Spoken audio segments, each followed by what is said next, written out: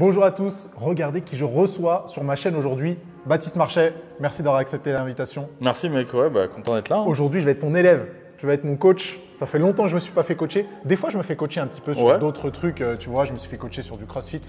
Personne n'est parfait. Tout à l'heure, tu m'as parlé de coach en séduction. Je sais pas si c'est lié. Ça y est, il commence. Je me suis pas fait coacher en séduction. D'accord. Ça, c'est un autre sujet. Baptiste, aujourd'hui, va me coacher sur du développé couché. J'ai fait une vidéo sur le développé couché, mais c'était plus en mode hypertrophie. Bien sûr. Donc, avec des conseils vraiment typiques hypertrophie.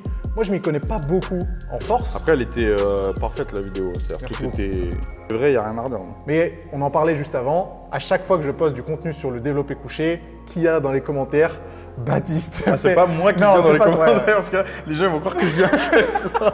Dans les commentaires, invite-moi. Non, vous êtes beaucoup à me demander l'intervention de Baptiste. Il a accepté, trop cool. Aujourd'hui, il va me faire suivre un cours pour s'améliorer au développé couché. C'est le cours que je fais, qui est disponible dans ma formule de coaching, qui est vraiment un cours de positionnement au développé couché et technique au développé couché. Magnifique. Et du coup, l'objectif à la fin de ce cours, c'est que j'ai les bons placements, la bonne technique pour performer au max. Ça prend des années à avoir vraiment la technique parfaite et encore, il y a toujours des trucs à corriger. Mais par contre, l'objectif à la fin du cours, c'est que tu saches vers quoi te diriger. C'est-à-dire que tu connaisses vraiment, tu comprennes entièrement la mécanique du mouvement dans la performance, les axes de levier, etc. Et donc, toi, qu'est-ce que tu dois travailler, comment tu dois travailler. Okay. À la fin, normalement, tu as la compréhension totale de ce que tu dois faire, tu n'as plus besoin de moi. En vrai, j'ai super hâte et vous allez pouvoir suivre les conseils. C'est ça aussi le but. Donc, n'hésitez pas à réagir dans les commentaires pour voir si un peu ça vous a permis d'améliorer votre développé couché. Ce que je te propose, avant qu'on discute du mouvement, qu'on comprenne un peu tous les deux, c'est que tu t'échauffes normalement et tu montes à une barre, on va dire un 10 RM tranquille. Tu fais pas ta série de 10, mais tu montes à ce point-là, quoi. Ok, je pense qu'un 10 RM, ça doit être à peu près 100 kg, peut-être un peu plus, mais je vais mettre 100 kg aujourd'hui. Ouais, ça sert à rien de se fatiguer. Comme ça, j'en profite pour regarder comment tu te places, comment tu travailles, tout. Là, tu fais comme si j'étais pas là. Allez.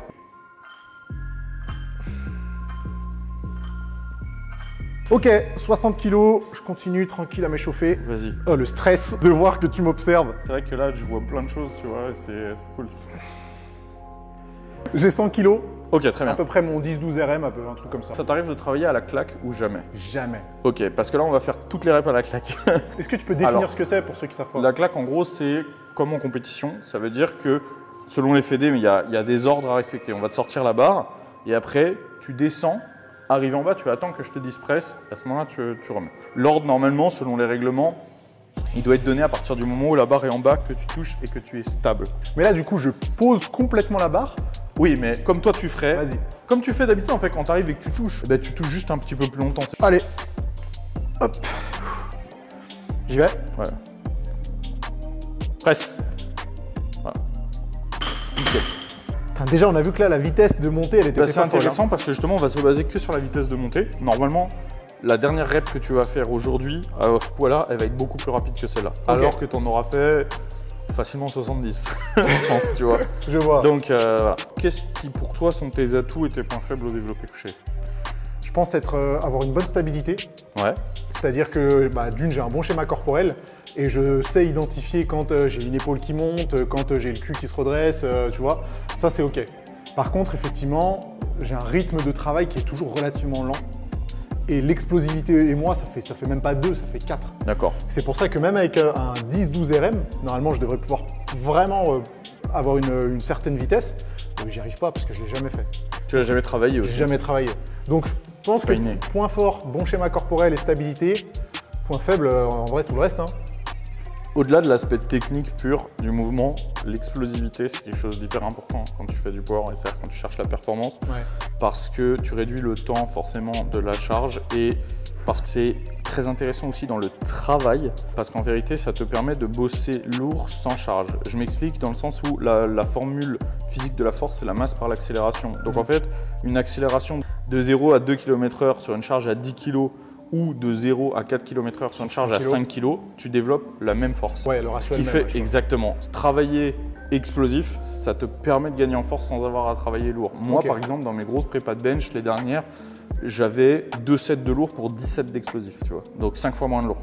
Donc c'est vrai que c'est intéressant à travailler régulièrement. Après, tu gagnes en explosivité comme ça. Devenir fort, c'est pas juste pousser 50% de technique, 50% de programmation. Ouais. Tu as des mecs qui sont des très très bons techniciens, mais qui ont des programmes beaucoup trop basiques, pas assez recherchés. Et je parle vraiment dans les cycles, dans la découpe, dans le calcul des chiffres, parce que c'est beaucoup de maths. Généralement, ça crée de la stagnation.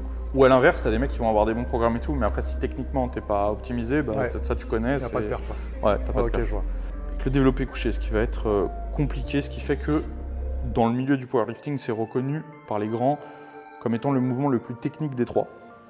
Donc squat, développé couché, soulevé de terre. C'est que à la phase négative et à la phase positive, tu ne vas pas utiliser les mêmes groupes musculaires. En fait, au squat, par exemple, à la phase négative, tu vas utiliser les mêmes groupes musculaires, mais dans des proportions différentes. Plus d'ischio, moins de quadri, et ainsi de suite, tu vois. Donc tu engages les mêmes groupes musculaires. Sous les terres, il n'y a pas de phase négative. Au développé couché, les groupes musculaires que tu vas engager, antagonistes et protagonistes, sont vraiment complètement séparés. Donc ça va être une question de timing, parce qu'il va falloir contracter les antagonistes, décontracter les protagonistes, et au moment de partir, contracter les protagonistes pour décontracter les antagonistes. Et en fait, c'est beaucoup de timing. Là déjà, tu viens de m'apprendre un truc.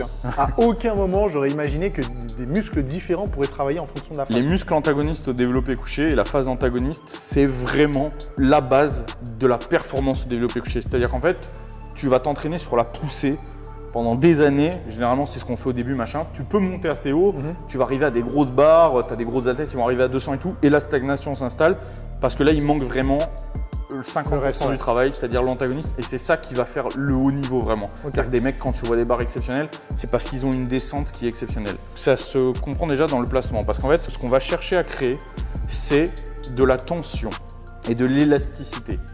En gros, on va utiliser les groupes antagonistes, notamment dans le dos, les trapèzes, etc.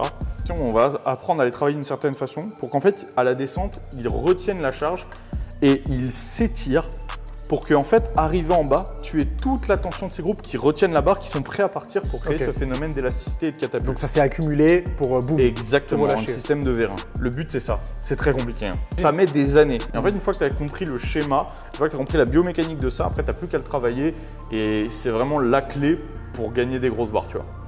Dans le premier truc qu'on va travailler ensemble, c'est le placement.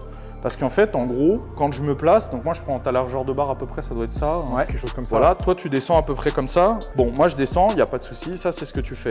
Si je me place comme je dois me placer sur le banc, d'accord? Donc moi je me place, donc avec ta largeur, là je vais descendre et arriver là je suis bloqué. Là je ne peux plus descendre. Parce que là tu as créé de la tension. Il faut que je tire sur mon balai pour toucher. Ok?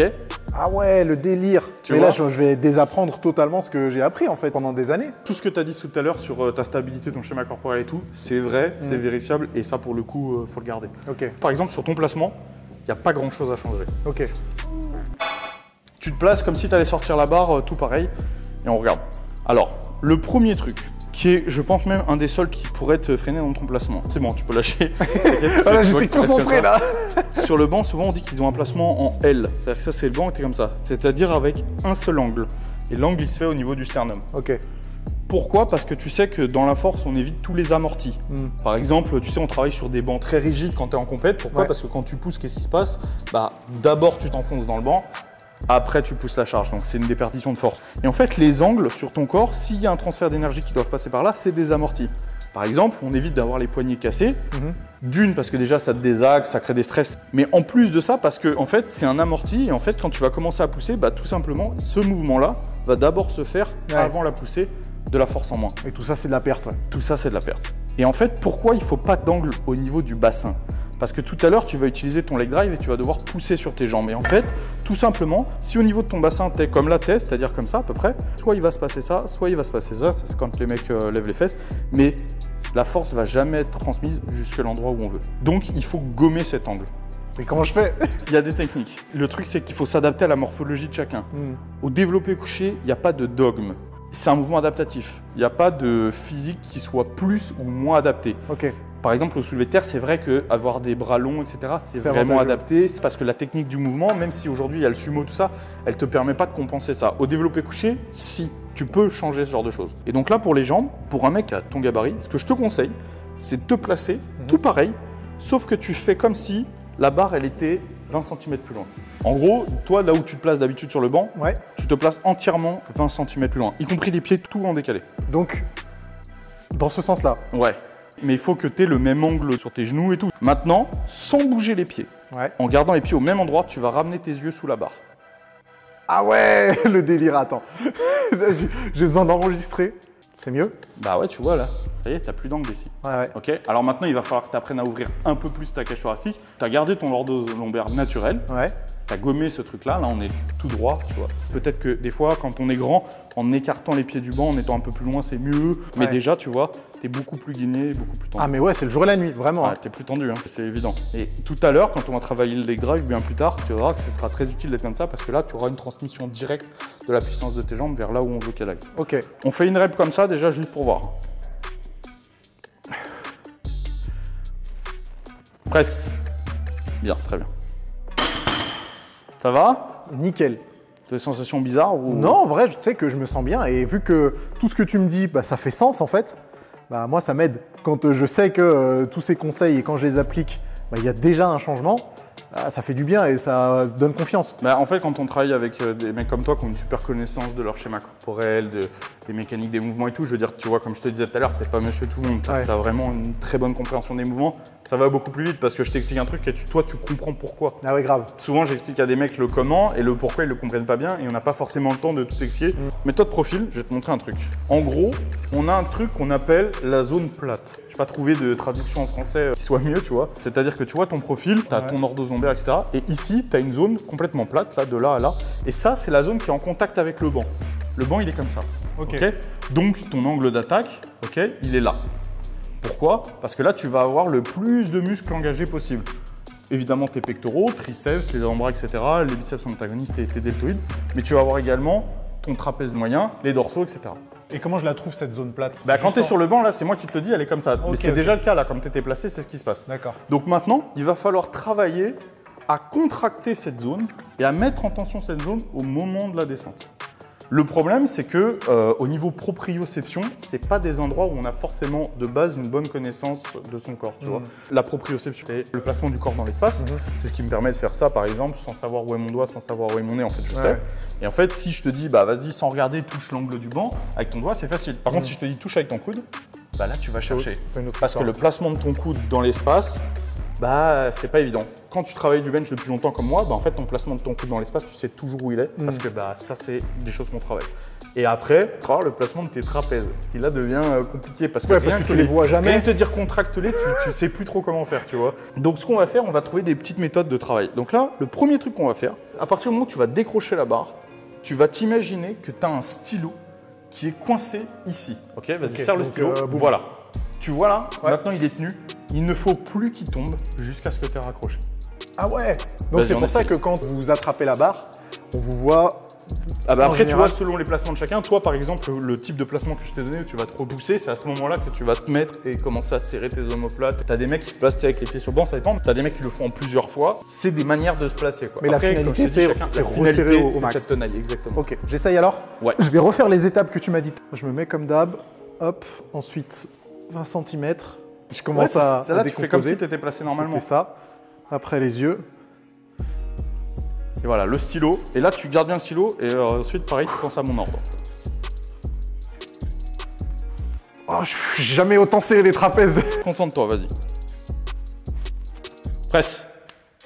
Vas-y, raccroche. C'était bien là. Hein. Je sais pas si 100% du temps, ils étaient resserrés. Quand on t'a vu de profil, toi, tu vas analyser la différence entre la première et là. Tu vas voir. Là, au moment où tu allais descendre la barre, tu avais un placement de bencher. C'est-à-dire que ça s'est vu. Naturellement, cage thoracique ouverte, une belle ligne droite entre tes genoux et ton sternum, tu étais bien placé. Le problème, c'est que cette tension, elle ne marche qu'à partir du moment où elle est continue. C'est-à-dire que si tu relâches à un moment comme tu as fait, ça ne fonctionne pas exactement. Le truc, c'est que quand tu es de face par rapport au développé couché, on a tendance à s'imaginer que le développé couché, c'est un mouvement vertical, comme ça. Alors que non, c'est un mouvement en entonnoir. Ça descend comme ça.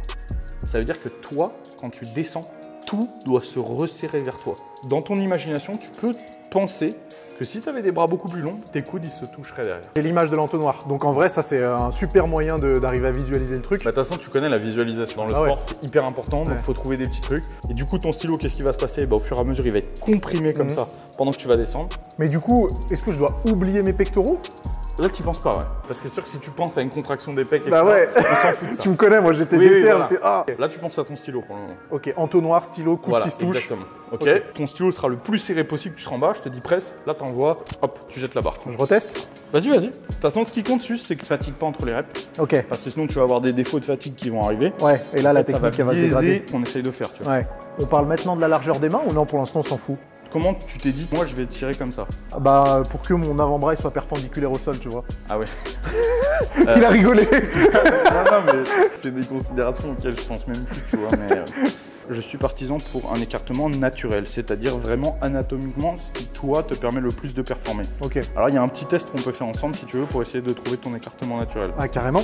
Alors, il faut que je trouve un endroit faire, mais je peux pas t'expliquer parce que si je t'explique, ça annique le truc, tu vois. Ah, ok, c'est la surprise. Bah ouais, parce que c'est un truc qui doit être naturel, tu vois. Et c'est au sol ou c'est... Non, c'est contre un mur. Tu te mets face au mur, le dos collé à la machine. Qu'est-ce qui me fait faire? Vas-y, juste le dos collé à la machine, ok? Ouais. Maintenant, pousse la machine. Avec en quoi? poussant contre le mur, pousse la machine. Top. Ah ok, c'est ça. Tu comprends? Ouais, le réflexe de... Et surtout, ne bouge pas et regarde comment tu te mets. Les coudes, comment ils sont. Sur quelle zone tu pousses. Ah ouais. Ton corps, il sait. C'est-à-dire que naturellement, qu'est-ce qu'il fait? Tu prends un écartement qui te correspond et directement, boum, t'es sur ta zone plate, les coudes serrés. Personne, en étant coincé sur un truc, ne va pousser comme ça.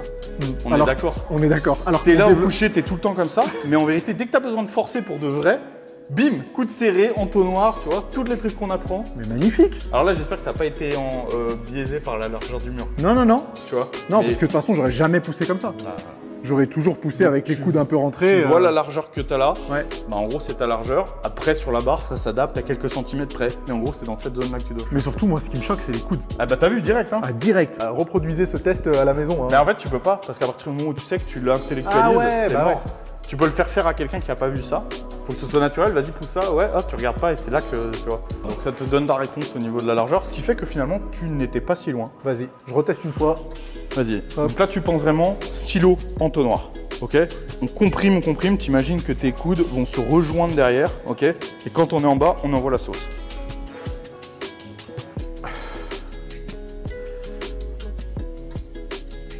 Presse. Bien. Accroche. Ah, je suis de plus en plus à l'aise. Hein. Ouais. Est-ce que tu sens que tu as réussi à garder, à te concentrer? C'est moyen. Ouais. En fait, le problème, c'est que tu as une rupture. Je te vois au début, tu es bien. Et tu commences à descendre et en fait, tu relâches une fois que tu es en bas. Mais en fait, tu perds tout l'intérêt du truc. Puisque comme c'est un phénomène d'élastique, comme une catapulte, en fait, quand tu es en bas, tu es tendu au max. Il faut que ça reparte. Si quand tu es en bas, tu le lâches et ensuite tu repars, bah, tu n'as plus l'intérêt de cette descente. Je crois que j'ai presque peur en bas que mes bras ils bougent un petit peu. Alors que peut-être c'est normal. De rejoindre les coudes derrière, ouais. Bah, c'est tellement pas naturel pour moi pour l'instant que ça m'empêche de garder cette tension au niveau des trapèzes. Je suis tellement obsédé, je pense, par cette trajectoire-là qui implique que... Alors là, pour le coup, il ne faut pas que tu penses à ta trajectoire. Ah ouais. La trajectoire, c'est une conséquence de la technique. Ça, c'est un mec novice. Mike Bridge, en gros, qui a à peu près mon niveau belge, 500 pounds. Bill Kazmaier, le premier mec à avoir fait 300 au développé couché. Donc l'élite, un bon niveau, on va dire, et le mec lambda. La descente, tu vois, c'est la même quasiment pour tout le monde. Donc tu vois, le mec normal, il monte et en fait, il revient à la fin, carte les coudes, il revient devant ses yeux à la fin. Tu vois que Mike Bridge, dès le début, ça part vers l'arrière. Bill Kazmaier, t'as vu comment ça part? Abusé. Abusé. C'est arrière et après... voilà, et à la fin, c'est juste le verrouillage en haut. Ouais. Ça, c'est pas quelque chose que tu peux travailler, mais c'est la conséquence d'une bonne technique. Tu as ta zone plate, etc. Et en fait, quand tu vas vouloir engager, que tu vas être comme ça, bah, c'est normal, tu pars d'au-dessus des yeux. Ouais. Et qu'est-ce qui se passe? Tu vas faire ça. Et après, la trajectoire la plus courte entre le point de fin et là, c'est pas de faire des trucs comme ça, c'est évidemment d'y aller directement. Mais alors, dans ma tête, il faut pas que j'ai cette trajectoire. Tu ne penses pas à la trajectoire. Je me concentre tu penses sur la à ta technique et la trajectoire, elle va découler. Ouais. Exactement. Sacrée histoire, hein? Ouais. Un mouvement parfait au développé couché, en imaginant que ça, ce soit la barre. Le mouvement parfait au développé couché, la descente parfaite, c'est ça. Ok. Ça, c'est ce que tu dois faire. Ok. Sauf que la barre, elle va pas réagir comme l'élastique. Ouais. Mais c'est ce que tu dois faire. Ok. Mes coudes vont se rejoindre comme ça derrière moi. Et donc là, je serre, tu vois, j'ai une tension maximale. Essaye de t'imprégner de la sensation que ça fait. Donc prends ta largeur de barre. Sur l'élastique. Un peu plus. Ouais. Voilà. Tes coudes, vraiment, ils doivent faire ça. Ok? C'est une rotation comme ça de tes épaules. Tes mains, elles partent vraiment sur les côtés. J'arrive à capter, mais putain, pour le faire, le capter et le faire, c'est deux histoires différentes. Hein. Putain, mais après, faire ça avec une barre. Et ben en fait, une fois que tu as la sensation, voilà, tu vois, là ça commence à venir. Et tu as vu tout de suite, tu as baissé. Tu n'es plus là-dessus, tu es ici. Ouais, obligé. Voilà, parce que tu as resserré tes coudes et tout, tu vois. Voilà, une fois que tu vois cette sensation-là que tu ressens, et du coup, là derrière, tu as une contraction maximale. Tu mes trapèzes. Mais du coup, je pense que je suis même pas assez musclé des trapèzes en vrai. Exactement, mais c'est vrai en plus. C'est-à-dire que le trapèze moyen, en vérité, on ne le travaille jamais. C'est pour ça que dans les exercices d'assistance au bench, tu as de l'isolation du trapèze moyen. Ah ouais? Ouais, bien sûr. Hein. Sacré bordel, hein. Ouais. Qu'est-ce que je fais? Je réessaye ou Bah, tu réessayes maintenant et tu essaies de retrouver cette sensation. Ok. Ok, tu fais comme si la barre c'était l'élastique. Wow. Tu penses à ton entonnoir, le stylo qui se compresse, ok. Et surtout, tu ne relâches pas cette tension. Ok. Quand tu es en bas, tu dois être mal, tu vois, tu dois être comprimé, tu dois avoir envie que ça parte. Oh Baptiste, je suis en train de réapprendre la muscu là. Je sais pas si je dois être heureux ou malheureux.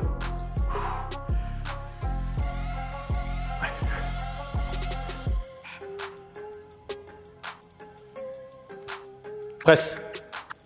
Alors, c'est pas mal, mais encore une fois, il y a cette putain de rupture, t'as vu? T'es serré, et puis là, hop, t'as voulu pousser, tu vois, t'as lâché ton truc, quoi. Putain. La descente, elle était belle, tu vois. Mais on voit que la montée, ça, elle s'est pas faite dans la continuité. La montée 0. Alors par contre, la descente, je l'ai senti. J'étais au championnat d'Europe en 2013, tu vois. Il y avait un athlète français, je veux pas le citer, tu vois, mais en gros, qui mettait des barres 2 fois trop lourdes, il les descendait nickel, elle montait jamais, tu vois. Ouais. Et en fait, il y avait le capitaine de l'équipe du Portugal, il parlait français, tu vois. Et après, on dit, ouais, il parle de lui, il fait, pourquoi il me suit? Il y a un mec qui dit, ouais, mais il la descend, tu vois. Et le mec, il fait, oui, mais c'est ton pote, s'il veut faire que des descentes, il faut faire du ski. Ici, c'est les montées qui comptent. Elle est bonne celle-là. Elle est très très bonne. Bah ouais, hein, si tu montes pas la barre, ça marche pas. Faut le travailler, hein, de toute façon, il n'y a pas 10 000 méthodes. Tu réussis à te dire, vas-y, je le garde. Je reste en tension en bas, je suis coincé, tu vois. C'est pas agréable quand t'es en bas, tu dois être vraiment oppressé par la barre. T'as qu'une envie, c'est de lâcher, quoi. Mais ceci dit, tu vois, la dernière rep que j'ai faite, la descente, elle était bien. Je voyais mieux ce que tu voulais dire, en tout cas. Ah bah ouais, tu commences. Et par contre, niveau tension, c'était le bordel derrière. Hein. Là, je sentais bien les trapèzes, c'était un truc de fou. Bah c'est parfait, mec. Après, effectivement. Et après, le problème, c'est l'utiliser. Ouais. C'est que cette tension-là, il faut pas la relâcher, tu vois. Ouais, travailler si on l'accumule pour rien. Exactement. Si tu l'accumules, tu décharges et tu pousses, bah non, tu vois. Ouais, ça marche pas. Vas-y, je vais essayer d'en faire une. Hop. De temps en temps, tu sais, tu peux reprendre l'élastique avant de faire un coucher, te réimprégner de la sensation, tu vois. Et toi, c'est ce que tu fais? Non, après des années à en bouffer, ouais, moi je me mets sur un banc, c'est naturel, tu vois, je sais exactement, ouais. Je sais où aller chercher les trucs, quoi. En ce foutu stylo. Voilà. Allez, on accumule de la tension, entonnoir complet. On descend. Presse. Pas mal. Pas mal, hein. Alors t'es en apnée complet, par contre, je sais pas si c'est parce que tu es concentré. Je suis concentré de ouf. Il n'y a plus de respiration. Si la claque elle dure longtemps, mec, tu tombes dans les pommes. J'ose même plus respirer. Je suis oh putain, attends, faut que je contracte ça, ça. Quand même, le mieux c'est d'expirer, tu connais, hein. C'est d'expirer quand tu pousses quand même, plutôt que de rester en apnée complet. Mais après, bon. T'imagines où on en est? Baptiste me dit respire, base, sinon tu vas tomber dans les pommes. Tu sais quoi. Je le rappelle parce que pour les gens qui regardent. Je vais avoir des courbatures au trapèze demain. Dos trapèze, tu as des courbatures, c'est obligatoire, bien sûr. Est-ce que tu sens les dorsaux? J'ai eu l'impression de sentir les dorsaux quand j'étais en bas. Si là, rien qu'en faisant le mouvement, tu as vu comment elles se contractent. Hein. Jamais j'aurais pensé dire que mes trapèzes et mes dorsaux sont intervenus sur du développé couché. Big back, big bench, c'est vraiment un slogan des benchers américains. Les benchers se reconnaissent de dos, beaucoup de travail de dos et de trapèze. Tu as des exercices adaptatifs pour le bench qui sont vraiment intéressants. Il y a un exercice que Josh Bryant fait pas mal, c'est un rowing allongé. Tu te mets dans une cage à squat et tu suspends la barre avec des élastiques. Toi, tu t'allonges sur le banc, tu te places exactement comme au coucher et là, tu tires la barre vers toi. Ce truc que tu fais, tu vas l'adapter en exercice de tirage, mais avec la trajectoire exacte, la contraction exacte. Josh Bryant, c'est le plus grand spécialiste qui a été le plus jeune américain à faire 600 pounds au coucher, donc 270 kg. Il a fait à 19 ans. Quoi? Déjà, voilà. Il est devenu aujourd'hui vraiment la référence mondiale dans le développé couché. C'est lui le coach de l'actuel record du monde, toute catégorie de développé couché, Julius Maddox. Ok, Julius Maddox, même moi j'ai entendu parler de lui. Et j'ai vu des vidéos de lui. 360 kg couché quand même. Ouais, un truc de fou, mais lui c'est une montagne. 2 mètres 200 kg. Ok. On a d'autres étapes? Ouais, on a d'autres étapes. On va travailler ton leg drive. Okay. Après le press, là c'est le moment où il faut pousser. Les jambes, elles ont deux utilités dans le couché. D'abord, une partie que toi tu as entièrement, c'est la stabilité. À la descente, tu es en appui sur tes jambes pour être stable. Tu vois, toi, ton corps, il ne bouge pas, c'est bien droit et tout. Par contre, au moment de la poussée, là, il va falloir faire une transmission de force. Par rapport au placement que je t'ai montré tout à l'heure, vu que tu es comme ça, là, en L, tu vois, la puissance que tu vas envoyer là, vu qu'on n'a pas mis d'angle, qu'est-ce qu'elle va faire? Il faut que ça aille pousser contre le banc. Ouais, donc l'appui de mes talons. L'appui de tes jambes doit être poussé pour que toi, tu te rentres dans le banc, tu pousses contre le banc. Okay. Sauf que tu te pousses contre le banc en t'appuyant sur quoi? Bah, sur la barre. Ouais. Comme tout à l'heure, quand tu voulais pousser la machine, tu t'appuyais sur le mur pour pousser la machine. C'est la même chose qui va se passer là, c'est que tu vas pousser le banc en t'appuyant sur la barre. Physiquement, je veux dire, c'est forcément la barre qui va monter et le banc ne peut pas bouger. Avec tes jambes, la poussée, elle doit se faire où? Vers l'arrière. Ok. Très souvent, les mecs, quand ils prennent connaissance du leg drive, qu'est-ce qu'ils font? Ils poussent vers le haut. Tout ce que ça fait, c'est généralement monter les fesses et puis bah en fait tout part dans les genoux quoi. Le transfert pour la barre, c'est on pousse vers l'arrière. Ok. Là aussi, tu viens de m'apprendre un truc. Hein. Moi, le leg drive, c'était tu creuses tes talons dans le sol. Mais pourquoi? Parce que est-ce que tu avais une explication de ça?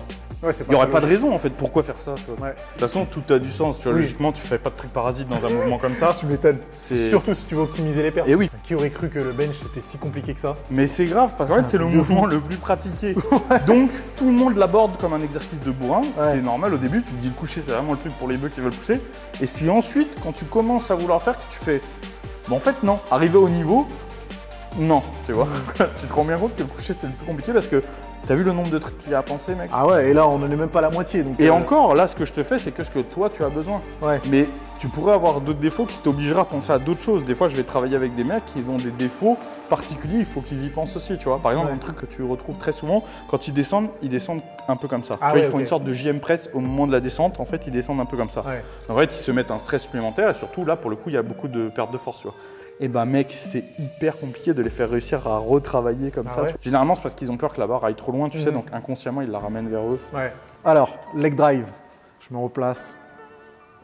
Boum. Alors, comment je vais pousser vers l'arrière? Là est la question. La barre, tu vois, de toute façon, elle va appuyer ici, donc elle va t'ancrer dans le banc. Si tu es bien placé, tu vas pas glisser normalement. Donc tu peux vraiment pousser vers l'arrière, la force va être transmise dans le banc. Putain, j'ai peur. Après, on va faire un exercice si jamais tu n'arrives pas qui peut t'aider. Putain, je suis stressé avant de faire un développé couché à 100 kg. Mais surtout, t'oublies pas tous les trucs d'avant. Ah ouais, bien sûr. C'est Ouais. fromage et dessert, c'est pas l'un ou l'autre. Ah, mais ok là. Entonnoir, tu serres ton stylo. Allez, on descend en serrant les coudes l'un vers l'autre. Presse. Ah, j'ai levé les fesses. Deux trucs. D'une, effectivement, tu as levé les fesses, donc tu as poussé, Ouais. ça veut dire vers le haut. De deux, tu as poussé en à-coup. Un truc qu'on ne fait jamais en power. Une des règles de base, c'est la poussée en continu. Par exemple, quand tu vas vouloir bouger une voiture qui est en panne, tu vas pousser en à-coup. C'est-à-dire que tu vas faire 1, 2, 3, tu vois, pour pousser. Et c'est normal parce que tu t'en fous que la voiture, elle s'arrête tous les mètres. Mais si tu devais pousser une voiture en pente, tu pourrais pas faire ça. Non, t'es obligé de le faire. T'es obligé de la faire en continu. Ouais. Bah là, c'est la même chose. En power, on pousse en continu, toujours.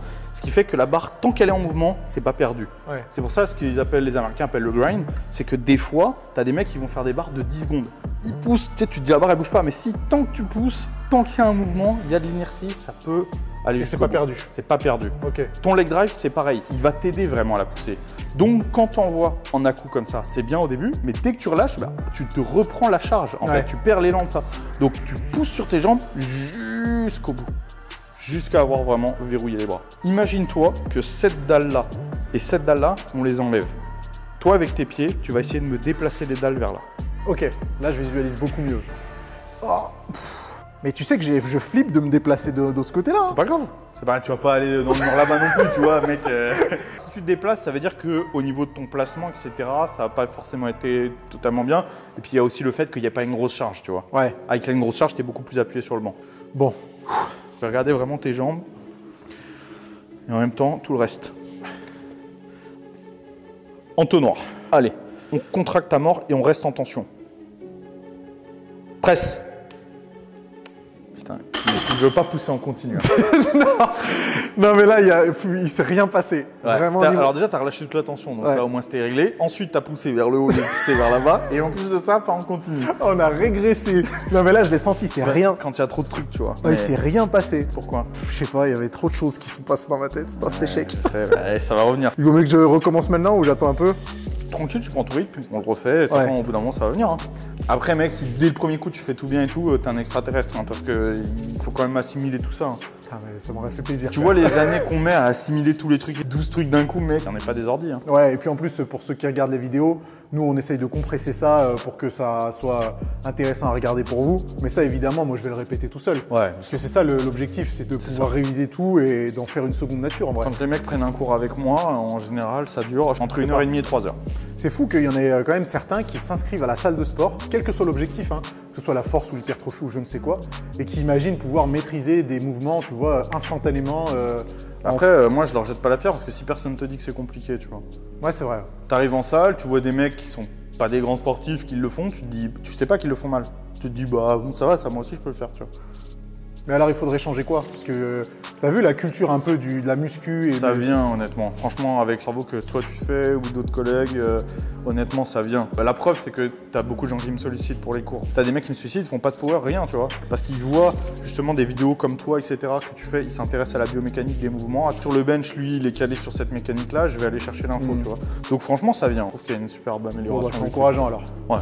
Bon, c'est bien d'avoir. Il y a un intérêt pour le powerlifting ces dernières années, grâce aux réseaux sociaux. Et du coup, en découle un intérêt pour la mécanique des mouvements parce que l'un va pas sans l'autre. Ils comprennent que être fort, c'est pas juste pousser lourd et après ils s'intéressent au reste, quoi, du coup. Mais c'est vrai que quand on compare ça, il y a. Ah, quand moi j'ai commencé le power, j'étais 12 le mec. Mais c'est abusé. Putain, maintenant, je trouve que c'est bien, tu vois. Ouais, bah avec ce point de vue-là, effectivement, t'as raison. Et c'est cool qu'il y ait cette ouverture un petit peu et cette démocratisation. Après, pour les gens qui en ont rien à foutre du power, je sais pas s'ils trouvent ça cool. ça, c'est vrai. Bon, foutu leg drive. Est-ce que je vais réussir? Et garde ta tension aussi. Parce que là, tu me fais une belle descente, mais elle sert à rien. Après, elle s'évanouit, tu vois. Comment je ramasse aujourd'hui? Non, mais il faut que tu gardes tout. Le placement, il est bien. Ça, c'est maîtrisé. Voilà. Maintenant, on s'en sert. Vraiment, on met un maximum de tension. Et quand on est compressé en bas, on envoie la sauce en poussant les dalles.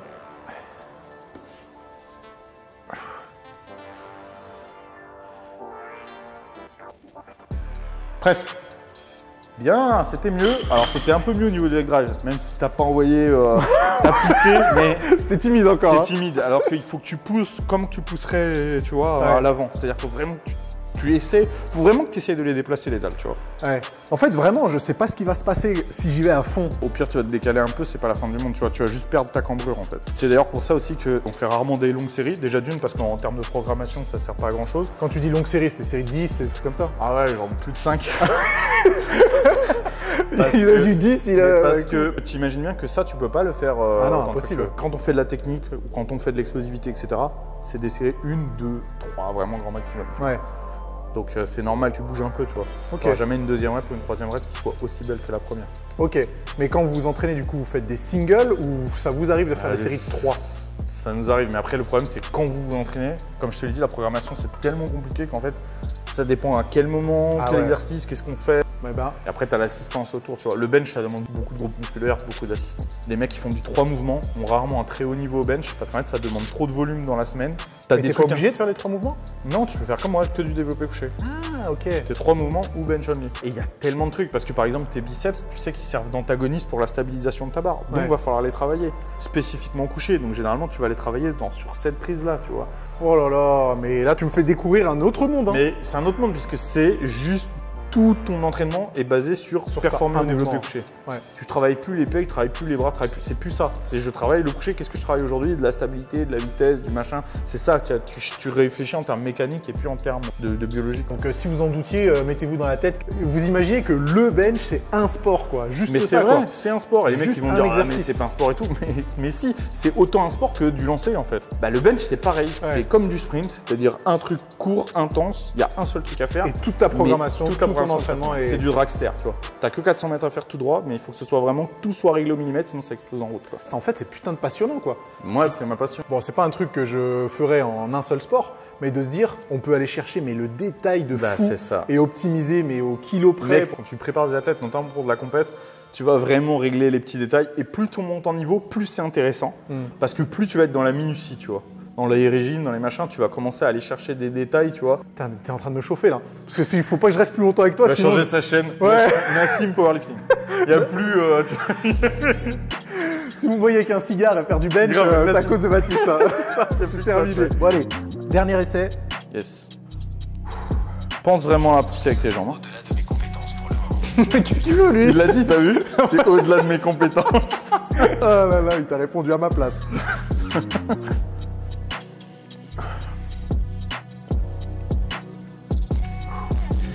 Vas-y, franchement, n'hésite pas. Presse. Bien. C'était bien. Et ta rep, elle était vachement plus rapide. Ah, c'était plus franc là, on est Bah d'accord. ouais. Bon, bah t'as raison, il s'est rien passé. Je me suis pas Ah non, retrouvé, t'es bien placé. Toi, c'est ce que tu ferais en fait. Si quelqu'un te sollicite, te dit je veux m'améliorer au bench, que ce soit son sport ou pas, tu vas le faire passer par toutes ces étapes. Ouais, c'est ce que je propose dans mon cours. N'importe qui peut s'inscrire, ils m'écrivent sur mon mail. Il faut se déplacer parce que c'est en Ile-de-France. Ouais. S'ils sont des groupes, et bah là, moi, je me déplace. Si par exemple, ils sont ouverts chez toi ou quoi, je fais même des stages d'une journée pour les salles. Genre, les mecs, ils sont à partir de 5. Le matin, je leur montre des schémas, etc. Comme je t'ai montré un peu. On travaille vraiment le truc du mouvement et après, on fait plein d'ateliers l'après-midi. Une journée complète, là, pour le coup, tout le monde a grave progressé. Ah, mais tu m'étonnes. La motivation au max et ils sont chauds quoi. Est-ce que tu penses qu'il faut mettre un peu plus lourd? Alors, on va faire le dernier truc. Ouais, j'ai peur. Une règle importante en powerlifting. La technique, ça se travaille lourd. C'est vraiment un truc qui est contre-intuitif. Parce que toute ta vie dans la muscu, quand tu commences à mal faire un mouvement, on te dit décharge. Sauf que non. Mais moi, je le dis tout le temps. Mais bien sûr, c'est logique, ça marche à partir du moment où le mec a les mêmes problèmes techniques légers. Si, quand tu commences à faire ton bench à 60 kg, tu as déjà des problèmes techniques, ça sert à rien de charger. Il faut les régler. Ah oui, mais si à 60 kg c'est propre et qu'à 100 kg c'est pas propre, ça sert à rien de décharger. Parce que ton problème, il arrive quand c'est lourd. Parce que c'est de mettre ça en place quand c'est lourd qui est difficile. Ouais. Si tu décharges à chaque fois, bah en compète, tu vas te planter. T'apprends Parce rien. qu'en compète, personne décharge. Tu vois. Ouais, donc, c'est même interdit de décharger en compète. Il faut savoir qu'à partir du moment où tu as ouvert avec une barre, tu dois mettre soit une barre pour la deuxième ou troisième passage, soit la même, soit plus lourd. Tu n'as pas le droit de descendre en dessous. Sérieux? Bien sûr. Tu as ouvert à une barre, tu as ouvert à 100. À la prochaine, c'est au minimum 102,5 ou tu refais 100 si tu as raté, mais il n'y a pas de 90. C'est Ah fini. ouais. On apprend truc sur truc là. Mais t'as raison de dire si c'est la charge qui provoque le défaut de technique, c'est stupide de décharger. de C'est vrai que c'est un décharger. réflexe comme ça, tu dis il faut pas qu'il se blesse, non mais Ouais. il faut qu'il apprenne. Donc il y a souvent un truc qui s'appelle dans le coucher le stick point, enfin qui s'appelle partout, c'est le point, je sais pas comment on traduit, d'accroche quoi, en Ouais. gros. En gros, c'est le point où tu galères. C'est le point où tu galères. C'est un endroit de la trajectoire entre là et là, le point où ça ralentit ou voire ça s'arrête. C'est systématiquement symptomatique de quelque chose. Si tu as les connaissances nécessaires, tu peux le diagnostiquer. En fonction de la position En où il s'est fonction arrêté. de où est-ce que ça s'arrête, tu Ok. sais qu'est-ce qui joue à ce moment-là, et puis tu le vois sur la position du corps, sur plein de choses. Donc là, c'est ce qu'on va faire. Tu vas faire une rep, une rep, une rep. Alors là, il y a 100, on va mettre 110, 120, 130, et puis on va aller jusqu'à 230, 240. Je vais ressortir sans pec. Non mais voilà, on va monter comme ça, Ok. jusqu'à voir un point d'accroche qui se dessine. Ok. Ce qui est intéressant en plus, c'est que là, c'est la première fois que tu vas mettre en place ce positionnement-là, les techniques qu'on a apprises sur de la charge, on va voir comment ça se traduit. Est-ce que tu oublies tout, comme Ouais. certains, parce que ça arrive, ou est-ce qu'au contraire, tu te dis, ah putain, je suis plus à l'aise sur ces charges. Étape 110. Pour toi, tu trouves un palier qui te correspond et on fait le même palier à chaque fois. D'habitude, quand tu benches, c'est quelqu'un qui te sort la barre ou tu es tout seul. Toujours tout seul. Alors, on fait comme ça. 110 kilos. C'est pas le mieux, hein. Forcément, Ah ouais t'as vu avec le placement que je t'ai donné, c'est dur Ouais. d'aller chercher la barre et après Ouais. ça t'oblige à te replacer après. Tu peux le faire là quand il y a 100, quand il y a 200, c'est beaucoup plus dur, tu vois. Vaut mieux être directement bien placé et on te donne la barre au bon endroit. Ah ouais, tu m'étonnes. Donc peut-être qu'on peut le faire quand tu auras un peu plus lourd. Faut que tu t'habitues à travailler comme ça avec quelqu'un qui te donne la barre.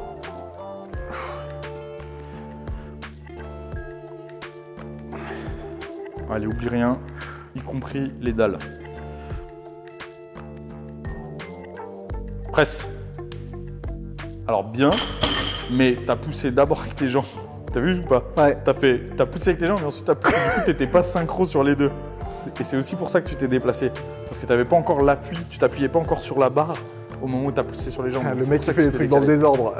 C'est beaucoup du timing. Ouais. La décontraction de certaines choses, la contraction d'autres, le moment des jambes et tout ça, c'est un timing particulier. Et paye ton expérimentation en fait pour que ça devienne naturel. Hein. Faut mettre des barres à 150 et voir si ça se passe bien. Il faut surtout le faire et le refaire. Ouais. Plus tu es débutant, plus t'en fais.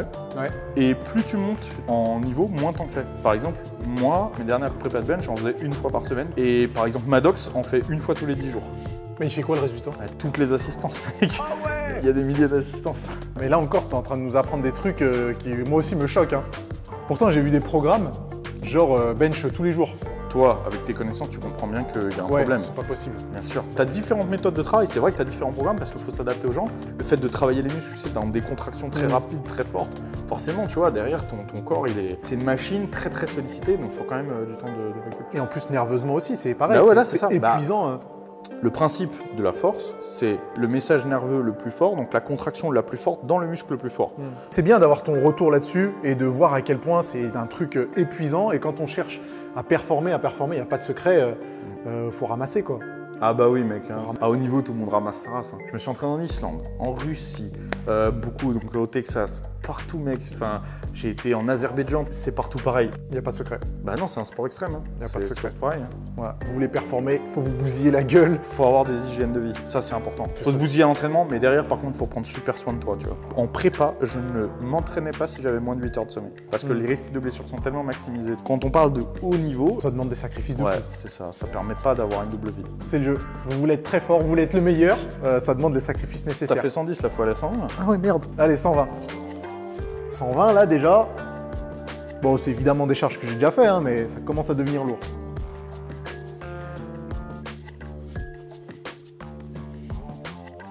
Allez, hein, on pense à tout. Tu penses bien à l'attention. Là, en plus, là, t'es frais, tu t'es bien reposé. Allez, serre ce crayon. Vraiment, on descend en entonnoir. Presse. Bien. Tu vois, arrivé à mi-course, tu as lâché totalement l'entonnoir. Tu t'es fait dépasser par la charge, tu as descendu, tu as laissé les choses descendre. Complètement. Donc en fait, en bas, c'est bien parce que tu t'es servi de tes jambes, mais tu es parti de rien, quoi. Ouais. Tu es parti de la barre en bas, quoi. Tu n'avais pas de tension, rien. Oh, la différence entre 110 et 120, alors qu'il y a pas c'est normal, trop... tu as tout lâché au milieu. À 110, tu avais gardé de la tension, tu vois. Oh là, c'est dur. C'est pas la charge qui est dure. C'est pas ça. Dans mes séances spec, j'ai déjà fait des séries à garder le truc. Il y a la fatigue de tout ce qu'on vient de faire. Parce qu'en fait, le coaching, il est très fatigant. Tu fais contraction sur contraction sur contraction. Et tu penses que ça joue? Tu peux pas performer comme ça joue énormément. T'es forcément fatigué, tu te rends compte depuis tout à l'heure ce qu'on fait, tu me dis ah mais ça me tire, ça me fait ci, ça me fait ça. Puis la concentration, ça fait 1h30 dessus. Plus d'1 heure déjà. C'est épuisant. Tu fais pas un max après 1 heure de séance. Ah ouais merde, on est soulevé 180 aujourd'hui. Ce sera pas pour aujourd'hui. C'est pas pour aujourd'hui. C'est quoi la meilleure barre que t'as fait? 155. C'est pas rien quand même. Combien tu pèses toi? Là je fais 100 kg et quand je l'ai fait, je pense que je pèse un tout petit peu moins de 100 kg, 97. Imaginons que tu voudrais faire une prépa bench. Ta barre de départ c'est 155. Ça veut dire que tu peux facilement aller chercher les 170 dans pas longtemps, tu vois. Ah ouais? Oui, parce que là t'as ni la technique, ni la prépa. Donc si on change tout, on fait qu'un programme que de bench only, ta diète, tout ça et ton placement, très vite les 170 ils arrivent, tu vois. Sur un an, c'est faisable. Je commençais un peu la muscu et je regardais les vidéos de muscu, je les voyais mettre 4 plaques de chaque côté, donc 180. Je me disais putain, si un jour... Ouais, ça fait une vraie barre, tu sais, ça fait un vrai bloc et tout. Là, ça fait pas une vraie barre là. Qu'est-ce qui se passe? Moi, je te conseille de faire 130, non? 130? C'est toi qui vois. Hein. Ouais, c'est moi qui vois, bah 130. Hein. Le chef a parlé. Tu prends le temps et tu essaies de garder bien l'attention. Si tu rates encore, ça voudra dire que ton problème, c'est ça, c'est-à-dire qu'avec la charge, tu n'arrives pas encore à. Parce que là, même si tout n'était pas appliqué, la barre est montée, c'est validé? Bien sûr, là, c'est validé. En compète, qu'est-ce qui manquerait? Non, en compète, ça va aussi. En compète, par exemple, à partir du moment où tu as décroché la barre, tu n'as pas le droit de bouger les pieds. Ah. Il faut aussi que tu attendes qu'on te dise pour raccrocher la barre. Des petits détails comme ça. Ouais. Mais globalement, oui, c'est validé. Concentration. On a vu qu'à 120 kg, j'ai commencé à tout oublier. Hein. Essaye vraiment l'attention de la garder jusqu'au bout. Te laisse pas... Déjà, tu sais qu'il y a un truc, la sensation de charge et la charge, c'est deux choses différentes. Peu importe si ça te paraît lourd ou quoi, ce qui compte, c'est vraiment est-ce que tu es capable de le faire ou non. Donc concentre-toi pas sur la charge, mais concentre-toi bien sur est-ce que je suis en entonnoir et après envoyer la sauce vraiment. Voilà, garde l'attention. Presse. Voilà, c'est bien. Tu vois la poussée en continu, à quoi ça sert? Là, si tu relâches les jambes, c'est fini, la barre est tombée dessus. Je crois ceci dit que j'ai un tout petit peu soulevé les fesses. Bah là, j'étais derrière, t'en as profité. Grave. Le mec, il commence à tricher. Au niveau de la tension, tu ne veux pas la garder quand tu as de la charge. Non, mais c'est trop dur. Mais là, du coup, c'est pas un problème qui est lié à la charge. Tu as déjà du mal de base à garder la tension. Ouais. Donc, quand il y a lourd, tu es trop sollicité sur la charge et tu n'arrives plus à y penser, à garder cette tension. Et après, je sens bien que ton dos... Après, ciao. Donc ça, il faut le travailler. Mais du coup, je le travaille avec cette même charge? Avec de la charge. À partir du moment où ça bloque, ah oui, je vois. Travailler avec cette charge-là. Une fois que tu sens qu'avec ça, c'est bon, bah, plus lourd et ainsi de suite. Quoi. Donc là, je pense qu'en l'occurrence, c'était plutôt 110, 120. C'est le début de la croissance. Ouais, c'est le début de l'ascension. Mais en vrai, j'ai hâte, hein, parce que bon, si j'applique tout ça, je vais l'appliquer. Je vais plus prendre des pecs maintenant. Tu pourras toujours faire toutes tes isolations sur les pecs. Ils travaillent quand même. Hein. C'est juste que là, ils sont assistés de beaucoup d'autres groupes musculaires. On est complètement d'accord. Mais maintenant, moi, bah, j'ai rien à perdre à intégrer ça. Pourquoi pas et voir ce que ça donne. Hein. On fait une dernière étape ou… Bah là, c'est fini. Hein. C'est terminé. Hein. Bah ouais. Pourquoi t'es déçu? Franchement, ouais. Non, bah après, non, je suis pas déçu. Parce que… fatigue et tout, puis il y a les montées 130. Donc voilà, tu vois. Et si demain, tu devais me conseiller sur comment intégrer ça dans mon… C'est très compliqué. Déjà, il faudrait que je vois ton programme. Tu vois, je veux dire, c'est tellement des mondes à part. Un truc qui marche pas mal si tu veux juste faire de la charge régulièrement, tu pars d'un 5x5 et en fait, tu fais une semaine 5x5, la semaine après 6x4, 7x3, 8x2. Ok, un single, semaine de décharge et tu recommences. C'est basique. Je pense que ceux qui regardent, vous avez compris hein, qu'une programmation, c'était infiniment plus compliqué que ça. Et surtout, moi, ce qui m'intéresse, c'est de pouvoir continuer à expérimenter. Tu vois, répéter, de t'envoyer une petite vidéo dans 3 mois et tu me dis ce que ça donne. Ah ouais, avec plaisir. En vrai, moi, je suis chaud. On en parlera juste après. C'est que tu viens de donner un cours de bench ici. Alors je pense là, qu'il y a plein de Lyonnais qui seraient chauds. Hein. Alors là, je serais chaud. Ouais. Et ben voilà. Franchement, merci Baptiste. T'es content de ce qu'on a fait? En vrai, tu m'as fait découvrir un truc qui était totalement étranger pour moi. Ouais. Et c'était de la bombe. Parce que d'une part, ça fait du bien de se remettre dans la place de l'élève, tu vois. Ouais. Et de se faire coacher de A à Z. Et de se dire, il y a tellement de choses à apprendre. Mais c'est cool, c'est stimulant parce que moi, j'aime bien progresser dans n'importe quoi. Et au niveau pédagogique, ça va? T'as trouvé que c'était assimilable? Mec, t'es le pro. Si vous voulez continuer à avoir des conseils de ce genre, t'as une vidéo sur ta chaîne, les 7 conseils du développé couché. C'est les 7 étapes qu'on a fait ensemble. Enfin, on en a fait 5 et après, il y a les 2 étapes d'étirement et d'assistance. Ok. Si jamais ils ne se rappellent plus exactement, c'est les grandes lignes, c'est pas aussi précis que le cours, hein, bien sûr, mais ils peuvent le retrouver là-dessus. Ouais. Donc en plus de cette vidéo, vous foncez sur la chaîne de Baptiste, elle sera de toute façon dans les commentaires. Merci encore Baptiste. Puis si les gens veulent prendre le cours, c'est disponible, ils s'inscrivent sur bench.cigars@outlook.com, ils écrivent un mail et puis après on va les guider. Ok, toutes les infos dans la description. Donc si vous voulez performer au bench, vous contactez Baptiste. Peut-être qu'on le reverra sur la chaîne hein, d'ici quelques mois. Avec plaisir, moi. Avec un petit épisode 2 pour voir si j'ai bien progressé. Pourquoi pas. Puis, avec des collègues pour faire les ateliers à 2, c'est pas mal ça. Ah, bien joué. On va voir comment on peut organiser ça. Les amis, si cette vidéo vous a plu, vous mettez un gros pouce en l'air, vous vous abonnez à la chaîne de Baptiste. Et nous, on se retrouve très vite pour une prochaine vidéo. A plus. Merci.